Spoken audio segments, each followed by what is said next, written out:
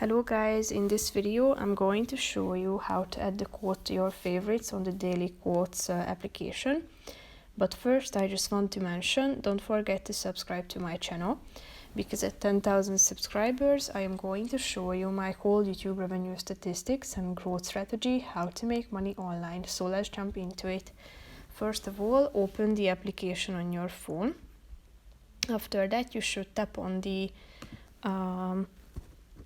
home screen, and if you have found a quote that you like and would like to add to your favorites, all you have to do is clicking on this white heart icon down below, and once it turns to red, it means that it has been added to your favorites that you can check out by tapping on this profile button down below in the right side corner.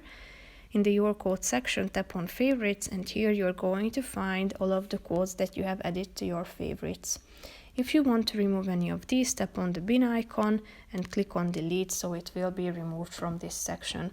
So that's pretty much it for this video, guys. See you in the next one. Bye bye.